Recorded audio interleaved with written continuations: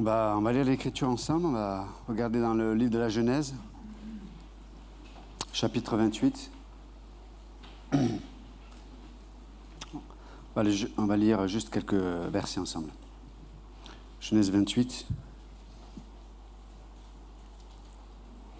Ça parle de Jacob qui doit quitter la terre promise, quitter son père, sa mère, parce que son frère a dans son cœur la pensée de le tuer. Donc sa mère Rebecca lui dit: il faut que tu partes. Son père va le bénir, Isaac va le bénir, et puis il dit: il faut que ne prends pas de femme chez les Cananéites, mais chez les Cananéens, pardon, et va chez la famille de ta mère pour trouver une femme. Donc Jacob s'en va, et sur la route au verset 11, et il arriva à un lieu où il passait la nuit parce que le soleil était couché. Il prit donc une des pierres du lieu, en fit son chevet et se coucha en ce lieu-là. Alors il eut un songe, et voici une échelle était dressée sur la terre, et son sommet touchait aux cieux. Et voici les anges de Dieu montaient et descendaient par elle. Et voici l'Éternel se tenait au-dessus d'elle, et il dit: je suis l'Éternel, le Dieu d'Abraham, ton père, et le Dieu d'Isaac. La terre sur laquelle tu es couché, je la donnerai à toi et à ta postérité. Ta postérité sera comme la poussière de la terre, et tu te répandras à l'Occident et à l'Orient, au nord et au midi. Et toutes les familles de la terre seront bénies en toi et en ta postérité.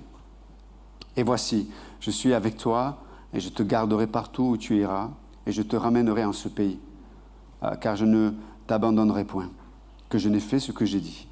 Et Jacob s'éveilla de son sommeil et dit: certainement l'Éternel était en ce lieu-ci, et je n'en savais rien. Il eut peur et dit que ce lieu est redoutable. C'est ici la maison de Dieu, et c'est ici la porte des cieux. Père Céleste, te prions de continuer à parler à nos cœurs ce matin, à nous aider à être concentrés sur toi, sur ta parole.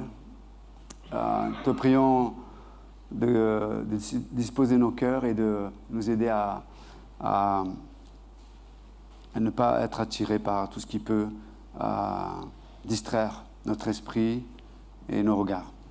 Dans le bon nom de Jésus, nous prions. Amen. Donc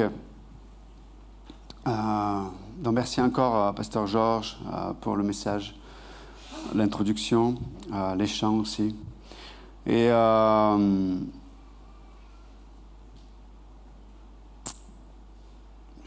faites-moi penser une chose. Qui c'est qui pourrait me faire penser à ça, parce que ma secrétaire n'est pas là.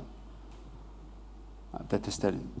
Je voudrais entendre des témoignages de Toulouse et Marseille avant la fin du culte. Tu me le rappelles? Tu me jettes un truc, Ok.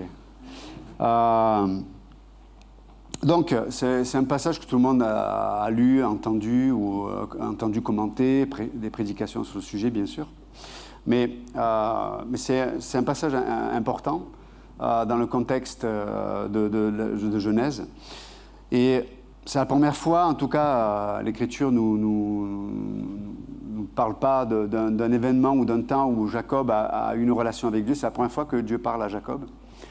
Et là, il y a cette vision, pendant que Jacob se trouve dans son sommeil. Encore, je rappelle le contexte, c'est que Jacob a triché, il a menti à son père, il a du coup été sous le coup de la colère de son frère, parce qu'il lui a pris la bénédiction. Et donc il est en fuite en vérité. Et malheureusement, quelque part, il récolte ce qu'il a semé, Jacob. Et donc il est en fuite. Et là, je ne sais pas ce qu'il devait, j'imagine, il devait penser à beaucoup de choses. Il vient de recevoir une bénédiction par son père qui lui dit voilà, toutes les promesses de Dieu, tout ce que Dieu a dit à Abraham, mon père, tout ce que Dieu m'a dit, mais maintenant je te le confie à toi. C'est toi qui vas être le porteur de toutes ces bénédictions, de toutes ces promesses. Et à l'issue de cette bénédiction, il y a carrément, en tout cas, les faits qui sont placés devant lui s'oppose à la bénédiction qu'il vient de recevoir. Parce que la bénédiction lui dit que c'est sur cette terre que tu seras béni, sur cette terre que tu auras ton héritage, sur cette terre que tu vas multiplier. Et donc les faits qui sont exposés juste après la bénédiction sont littéralement le contraire de la bénédiction. Donc imaginez-vous à la place de Jacob, c'est vrai qu'on lit les versets, ça prend 2-3 versets, mais voilà, il est en train de fuir, il n'y a pas de TGV, il n'y a pas d'avion, il n'y a pas de voiture. Donc mes amis, quand vous prenez ce qu'il fallait pour voyager, vous aviez le temps de réfléchir et de méditer à ce qui se passait. Donc on ne sait pas en tout cas dans quelle attitude se trouve Jacob, mais sûrement que peut-être qu'il était en train de se dire, mais de regretter le passé, parce que souvent le regret est associé au passé. Qu'est-ce que j'ai fait? Qu'est-ce que j'aurais dû faire? Est-ce que je mérite? Je ne mérite pas? Toutes ces questions que tout le monde se pose dans certains moments de nos vies.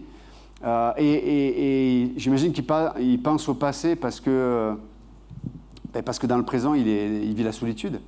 Et des fois, on prend des décisions, des fois on a des actions, des fois on a des réflexions, des fois on a des confessions qui font que dans le présent, on est seul. Et on réfléchit, on pense au passé.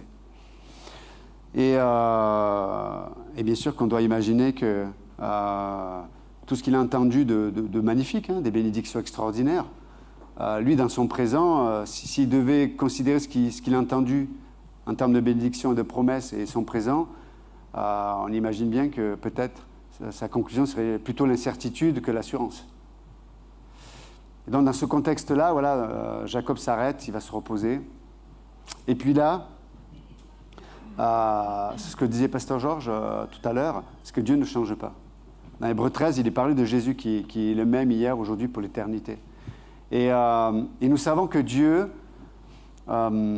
fonctionne avec l'humanité qu'au travers de sa grâce, en vérité.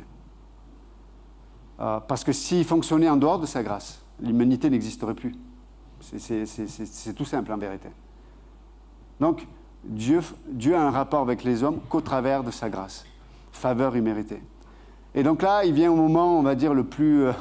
quand vous recevez des invités ou si vous recevez des gens chez vous, vous préparez votre maison, vous apprêtez, ou si vous allez à une soirée, vous prenez les habits les plus beaux, vous les repassez, vous ne vérifiez qu'il n'y ait pas de tâches, etc. etc. Voilà, il y a des moments, un peu, vous dites, il y a des moments particuliers et vous voulez être prêt pour ces moments-là. Sauf que là, ce Jacob qui a entendu parler de Yahvé, ce grand Dieu, merveilleux Dieu, qui a fait des promesses extraordinaires, j'imagine que s'il y avait un moment où il voulait le rencontrer, ce n'est pas à ce moment-là, quoi. Et de la même façon, dans la marche de notre vie notre marche avec Dieu, il y a ces moments-là où c'est pas le moment, on n'est pas prêt, on n'a pas préparé l'environnement, on n'a peut-être pas préparé nos cœurs, c'est pas le moment où on a pris les meilleures décisions, c'est pas le moment où on est dans les meilleures dispositions, peut-être on lutte avec des choses à l'intérieur, on lutte plus par rapport à nos convoitises ou nos péchés que de chercher, de savoir quelle est la volonté de Dieu des fois. C'est pas le meilleur des moments. Là, il fuit même. Il fuit parce que la volonté de Dieu, c'est Canaan, c'est pas... Et là, il fuit même. Il se trouve en dehors de, entre guillemets, la volonté de Dieu, humainement parlant. Et Dieu va venir visiter Jacob. Dieu va bien visiter Jacob. Et pour être honnête, c'est très souvent dans ces moments-là où Dieu vient nous visiter. C'est quand on n'a rien à lui proposer, rien à lui, aucun mérite à apporter, aucune réussite à se glorifier, rien. Sinon, comme je viens de le dire, le regret, la solitude et l'incertitude. Et donc Dieu vient le voir, mais il vient pas le voir de n'importe quelle façon, il vient le voir dans son sommeil. Et imaginez-vous, Jacob se réveille et Jacob, c'est seulement dans son sommeil où il ne peut pas tricher, où il ne peut pas manipuler, il ne peut pas contrôler les situations. Pour ça qu'il dit, mais que ce lieu est redoutable. Il s'est retrouvé à avoir une rencontre avec Dieu où quelque part, il n'était pas conscient. Il ne pouvait pas agir, il ne pouvait pas parler, il ne pouvait pas inventer, il ne pouvait rien faire. Et Dieu vient se manifester dans la vie de Jacob, alors que ce dernier est dans une position où il n'a aucune arme en vérité, que ce Dieu est redoutable. Dieu nous surprend. Dieu vient se révéler dans les domaines de nos vies à des moments où on ne peut rien faire. On ne peut pas contrôler, on ne peut pas manipuler, on ne peut rien faire. On ne peut pas trouver... et lui, il avait toujours eu la capacité de se faufiler. C'est comme un chat, quoi. Il tombe toujours sur ses pattes, Jacob. Il sait toujours comment, quoi dire, quoi faire, où aller. S'il y a la moindre sortie, la moindre opportunité d'escapade, il va la prendre. C'est sa vie. C'est sa vie. Et là, Dieu vient se révéler pendant son sommeil. Pas d'escapade, pas de fuite, pas de raisonnement qui pourrait convaincre les autres et soi-même. Rien. Et là, il voit une vision particulière. Il voit le royaume de Dieu en action. Il voit l'invisible. Il voit ce qui se passe. Voilà, il voit la volonté du royaume de Dieu. Il voit une échelle qui monte du bas jusqu'en haut. Il voit l'Éternel. Et puis il voit des anges qui montent, qui descendent, parce que Dieu utilise ses anges pour intervenir dans ce monde visible. Waouh! Incroyable. Incroyable. Et d'ailleurs, Jésus va, dans Jean 1, je crois 56, vous savez, quand il rencontre Nathanaël, il est avec Nathanaël, et Jésus fait référence à ça. Il dit, mais je vois les anges monter et descendre, etc. Il fait référence à ce moment-là avec Jacob. C'est particulier quand même. L'action du royaume de Dieu. Qu'est-ce qui se passe? Qu'est-ce que Dieu fait? Et qu'est-ce qu'il faut faire pour voir l'action de ce royaume? Et là, Dieu nous enseigne. Pour voir l'invisible des réalités du royaume de Dieu, c'est seulement quand Dieu nous place dans la sphère de sa grâce. C'est dans la sphère de la grâce de Dieu que nous pouvons avoir une disposition de cœur pour voir ce qui ne se voit pas, pour comprendre ce qui ne se comprend pas. Et donc on peut voir le travail de Dieu dans la vie de Jacob. Et regardez ce que Dieu va dire à Jacob. Il va lui dire 4 choses. Il lui dit, mais il va lui rappeler l'alliance. Et il va lui rappeler la promesse de sa présence. Dieu lui dit, je suis avec toi. Je suis avec toi. Et vous savez, des fois, on vit certaines choses et on n'a pas envie d'être accompagné. Quand on a envie lorsqu'on est dans nos ténèbres, dans nos convoitises, nos péchés, nos mauvaises habitudes, on n'a pas envie que certaines personnes soient avec nous à ce moment-là. Encore plus quand c'est Dieu. Là, Jacob fuit, il est juste c'est l'expression de toutes ses magouilles, de tout son péché, de toute l'identité. En plus, vous savez, entre parenthèses, je fais une parenthèse, je vais revenir, mais entre parenthèses, chez les Hébreux, vous saviez qu'on donnait un nom par rapport à un trait de caractère qu'on pouvait observer chez l'enfant. N'oubliez pas comment a commencé la vie de Jacob. Il a triché. Déjà, même, il était bébé, quand à la couche, il tenait la cheville de son frère. Il voulait passer devant. Déjà. Et c'est pour ça qu'on l'appelle Jacob. Ça signifie magouilleur, un tricheur. C'est fou quand même. Et le cercle vicieux, c'est que du coup, on va attacher à cet enfant un trait de caractère. On sait qu'il n'est pas que ça, heureusement. Mais on va lui attacher un trait de caractère. Et imaginez-vous, nous, en français, on appelle Jacob. Mais à l'époque, eux, les Hébreux, entendaient... lui, il entendait magouilleur. Fait la vaisselle, magouilleur. viens ici. Dis-moi la vérité, magouilleur. Ou tricheur. Vous imaginez,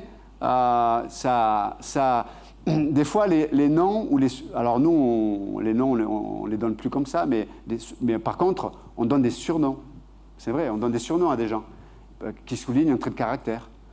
Mais le problème, c'est qu'on va nourrir ce trait de caractère. On va renforcer ce trait de caractère. Et donc les gens, après, n'ont plus la capacité de sortir de ce trait de caractère pour leur identité. C'est pour ça que moi, personnellement, j'aime pas trop les surnoms, parce que du coup, on renforce un trait de caractère chez quelqu'un, et peut-être il n'a pas besoin de ça. Cette personne n'a pas besoin de ça, et moi, peut-être, je n'ai pas besoin de ça pour avoir le bon regard sur la personne. Donc, moi, je ne suis pas très favorable quand on donne des surnoms aux gens selon ce qu'ils peuvent représenter. Et entre parenthèses aussi, c'est pour cette raison que Dieu très souvent change les noms. Parce que Dieu veut amener une nouvelle identité. N'oubliez pas, l'identité que Dieu donne n'est pas liée aux faits, mais c'est lié à la vérité. Des fois, les faits corroborent la vérité, mais des fois, les faits ne corroborent pas la vérité. La vérité de Dieu est supérieure à la réalité. Parce que moi, j'ai une capacité limitée pour voir la vérité. Donc moi, j'observe une réalité peut-être, mais je n'ai pas la capacité, tous les éléments dans mon être pour voir la vérité. C'est pour ça que nous marchons par la foi. La foi en la vérité que Dieu proclame, que Dieu déclare. Et notamment que Dieu a écrit, inspiré par le Saint-Esprit à travers la vie de ces hommes qui ont écrit la parole de Dieu. Donc c'est vraiment important concernant l'identité, concernant le regard que je peux avoir sur les autres ou sur les situations. C'est important de savoir que souvent la vérité, en tout cas dans mon cœur, c'est là où on marche par la foi, dans mon cœur la vérité doit être supérieure à la réalité. C'est vraiment important. Sans renier la réalité, parce que si je renie la réalité, des fois, du coup, je ne peux plus vivre la repentance, par exemple. Si j'ai un péché dans ma vie, si j'ai une habitude qui va à l'encontre de la pensée de Dieu, de la volonté de Dieu, il faut accepter la réalité pour rejoindre la vérité. Vous comprenez? Donc si je rejette toujours la réalité, je peux avoir un esprit antinomique. C'est-à-dire que, j'ai entendu ça des fois, même chez les chrétiens, hein. Oui, ils ont des habitudes, des péchés, des choses ils se font du mal à eux-mêmes, ils font du mal à Dieu, parce que ça ne reflète pas la nature de Dieu, et ils font du mal aux autres aussi. Et ils me disent, oui, mais tu ne me vois pas en Christ, moi je suis une nouvelle créature. C'est vrai, mais n'empêche que là, il faut que tu laisses entrer Dieu pour qu'il change la réalité en sa vérité. Donc, la vérité de Dieu, c'est pas de nous dire continue, fais ce que tu veux, de toute façon, je te vois différemment. C'est le mauvais mysticisme. Non. Voilà, il y a les réalités, et donc je peux confesser mon péché ou me repentir, et ça me permet de m'accorder à la vérité de Dieu. Je ferme la parenthèse. Donc, c'est vraiment important de comprendre ça. Et on voit que Jacob, va recevoir cette promesse. Dieu lui promet sa présence. Je suis avec toi. Et donc, ça nous encourage aussi de savoir que Dieu est avec nous, pas parce qu'on est tellement spirituel, pas parce qu'on est tellement fort dans la foi. Non, Dieu nous promet d'être avec nous parce que c'est sa nature. Parce que nous sommes devenus enfants de Dieu. Et Dieu dit, je suis avec toi. Des fois, ma présence va être cette force dans ta faiblesse, mais des fois, ma présence va être cette présence qui s'oppose à ta chair. Mais je vais être présent avec toi. Hein? C'est ce que Dieu dit. C'est pas une bonne nouvelle, ça? Dieu est présent avec toi. Dieu est présent avec moi. C'est une promesse. Alors, celle-ci, on va dire, là j'en fais une application, parce que là ça s'adresse vraiment à Jacob. Mais dans l'Écriture, on peut voir que Jésus nous promet d'être avec nous jusqu'à la fin des temps. La deuxième chose que Dieu lui dit, dans ce moment-là, il lui parle de sécurité. Il dit, je te garderai partout où tu iras. Ça aussi, c'est une belle promesse, non? Notre sécurité, notre abri, notre refuge, c'est Dieu. C'est Dieu. Et c'est important de le savoir parce que, encore une fois, on peut tellement paniquer, on peut tellement s'angoisser, on peut tellement vivre dans la crainte de créer autour de nous quelque chose qui peut nous sécuriser, mais en vérité, c'est vain. C'est vain. C'est tellement fragile quand c'est moi qui essaie de créer ma sécurité. Et on est dans un monde comme ça, qui dit que tu as besoin Et très souvent, la sécurité qu'on crée autour de nous reflète peut-être notre manque de bonne identité en Jésus-Christ. Donc certains, s'ils n'ont pas tel travail, ils vont être désécurisés. Ils vont dire, ouais, mais pourquoi lui, il a ce travail, ou elle, mais moi, regarde, c'est compliqué. Et on commence à analyser, et en fait, on nourrit une forme d'insécurité. Dans les relations aussi, mais pourquoi lui, il a trouvé chaussure à son pied, mais moi, non, pourquoi elle? Non, mais notre sécurité, mes amis, c'est la promesse de Dieu, c'est la présence de Dieu. Il est notre refuge. Dieu est ton refuge, il est ta sécurité. Je vous assure. Si vous cherchez une autre sécurité que Dieu lui-même, vous allez nourrir votre insécurité. Vous allez nourrir votre insécurité. Et qui dit insécurité dit quelqu'un qui veut contrôler, manipuler, quelqu'un qui va déprimer, quelqu'un qui va vivre toujours dans l'angoisse, la crainte, etc., etc. Je veux dire, si Christ n'est pas dans ma sécurité, waouh, la vie va être compliquée, mes amis. La vie va être compliquée. La troisième chose que Dieu dit à Jacob, il lui dit, mais donc, il lui promet sa présence, il lui promet la sécurité, il lui promet une direction aussi. Il lui dit, mais je te ramènerai dans ce pays. Là, je suis dans ma réalité, là, dans le moment présent, là, l'instant T, je suis en train de fuir le pays. Et Dieu dit, t'en fais pas, je te ramènerai dans le pays. Je te ramènerai dans le pays. Des fois, dans nos vies chrétiennes, on fuit la volonté de Dieu, on fuit l'endroit pour lequel, en vérité, nous sommes façonnés en Jésus-Christ. On le fuit. On le fuit. Encore une fois, comme Jacob, peut-être c'est le résultat de mauvaises décisions, c'est le résultat de mauvaises relations, voilà, ça peut être de l'incrédulité. Mais Dieu dit, je te ramènerai. Je te ramènerai. Dieu, n'oublions pas, hein, il est le bon berger, Jean chapitre 10, il est celui qui nous connaît, il connaît chaque brebis par son nom. La main de Dieu n'est pas trop courte. La main de Dieu n'est pas trop courte pour nous ramener à l'endroit pour lequel il nous a façonnés. Vous êtes avec moi ce matin? Sa main n'est pas trop courte. Il nous ramènera. Il te ramènera.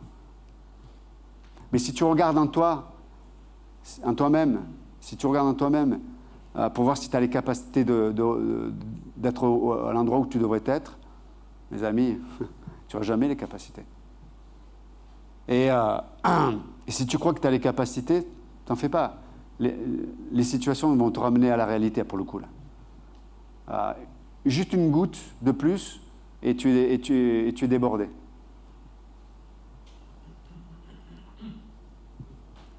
Des fois, on pense qu'on assure, et puis une situation arrive, puis tout s'écroule, comme un château de cartes. Tout s'écroule. Sauf qu'on ne réalisait pas qu'on en était là. Mais Dieu dit, ma présence sera avec toi, je suis ta sécurité et c'est moi qui donne la direction. C'est moi qui te ramènerai. Vous savez,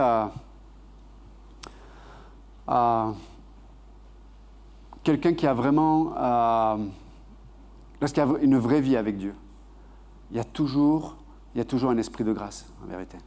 Parce qu'on sait, nous, que si on est là, si je suis à cet endroit en train de prêcher, je sais que c'est pas par mes œuvres, c'est pas par mes propres capacités, c'est pas parce que je suis un si grand chrétien que ça.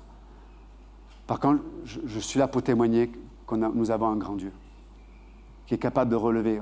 Si vous écoutez le culte de jeudi, on a parlé de la doctrine de se relever, du rebondissement. On est présent là, on se tient debout devant Dieu avec des mains pures et on est là debout, marchant dans la volonté de Dieu, mais seulement par sa grâce.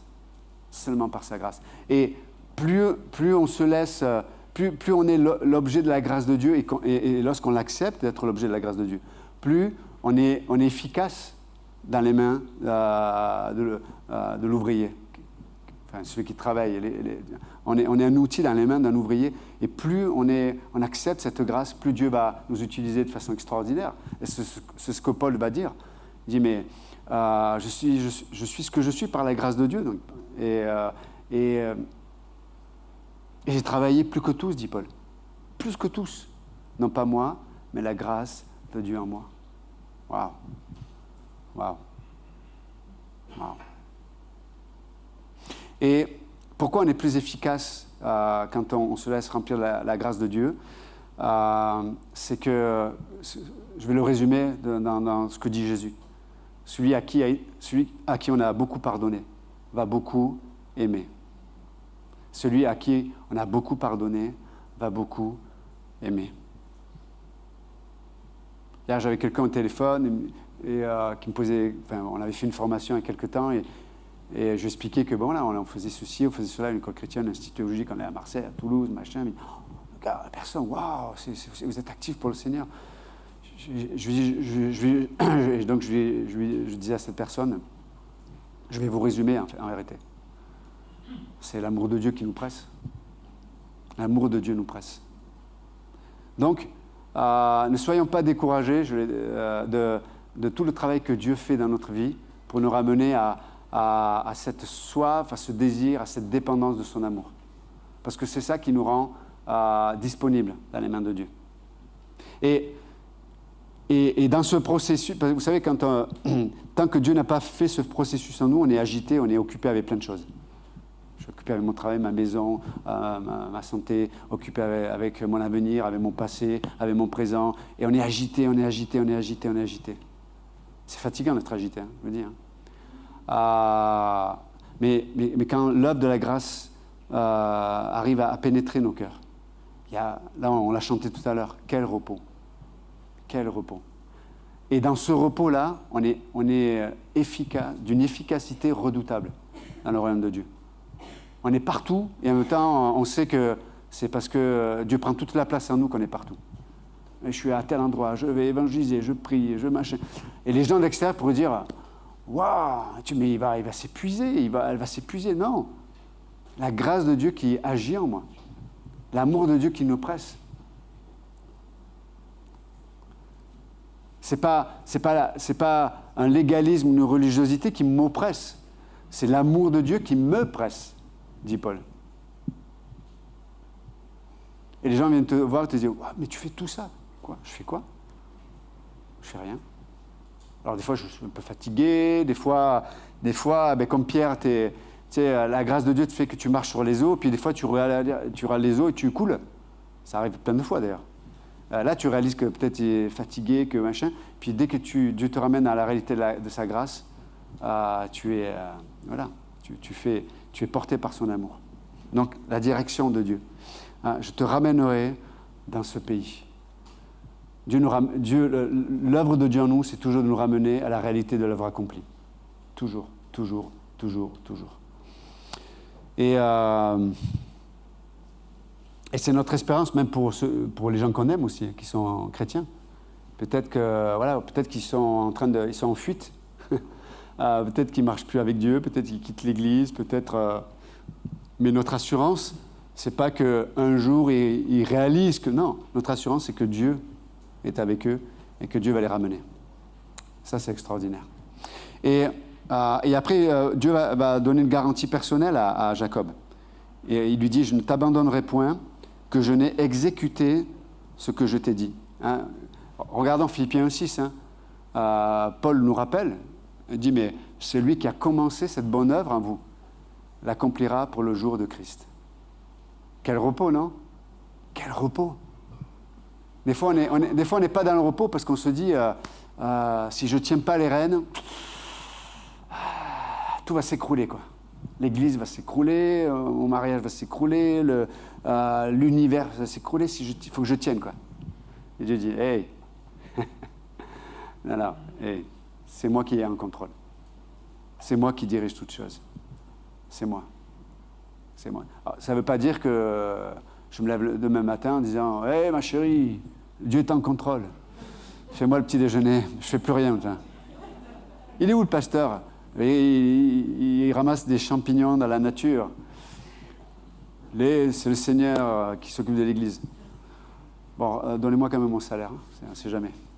Non. Il y a vraiment le travail de Dieu en nous, à l'intérieur de nous, qui nous amène dans le repos, qui fait qu'il y a vraiment une énergie qui est surnaturelle. Une énergie qui est surnaturelle. Vous savez, c'est simple, hein, quand on veut faire l'œuvre de Dieu avec l'énergie de la chair, on est toujours fatigué.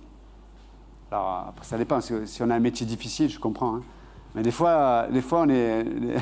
des fois, j'entends les gens, toujours, ils sont... Ça va, je suis fatigué. Ça va, mais ça fait une semaine que tu ne travailles pas. Je suis fatigué.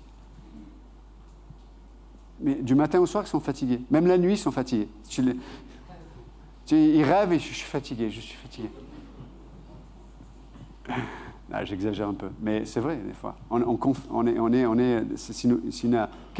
C'est une mentalité, un état d'esprit qui ne correspond pas à l'œuvre de la grâce.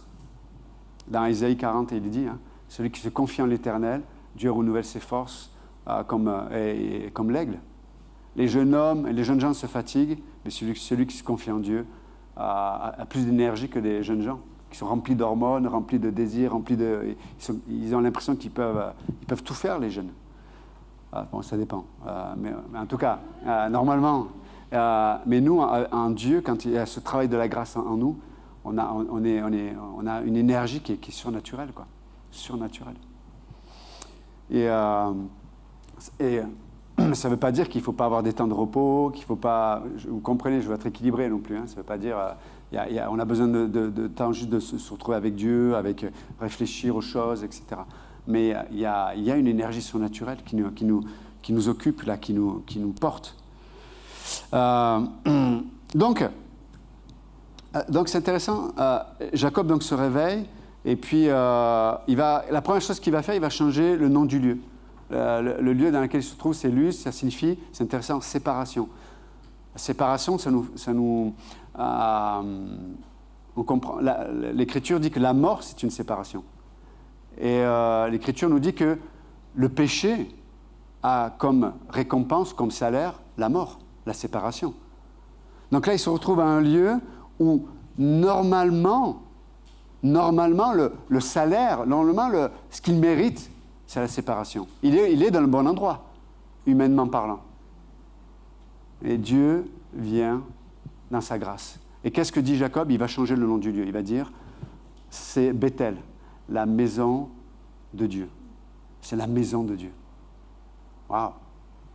Mais si je dois faire juste un parallèle pour finir avec... Donc là, il est en fuite, il fuit, Dieu se révèle à lui. Quand il va revenir aussi, et que son frère Isaïe vient pour le voir avec une armée, Jacob, 30 ans après quand même. Hein. Donc il y a eu l'histoire avec Laban, vous savez, il va aller, on en parlera la prochaine fois. Même si je ne vais pas rester longtemps sur Laban, parce que j'ai prêché il n'y a pas longtemps sur le sujet. Les nécessaires Laban dans nos vies. Vous verrez, c'est sur le site internet ou sur YouTube. Écoutez-le d'ailleurs, c'est excellent, vraiment, le prédicateur, excellent. Mais la maison de Dieu. Mais dans le chapitre 32, vous le verrez, quand il revient, cette fois-ci, Dieu ne vient pas le rencontrer dans son sommeil. Dieu a fait un travail dans le cœur de Jacob. Il dit maintenant, c'est pas simplement la position, tu es la maison de Dieu. La maison de Dieu, là, il va dire, ce lieu-là où Dieu s'est révélé à moi, c'est la maison de Dieu. Dieu vient le rencontrer dans le chapitre 32 pour lui dire, maintenant c'est toi la maison de Dieu. C'est toi la maison de Dieu. Et pour montrer que c'est la maison de Dieu, qu'est-ce que Dieu va faire avec Jacob? Il va lui casser la hanche. C'est-à-dire qu'il va lui casser sa capacité à marcher de façon naturelle.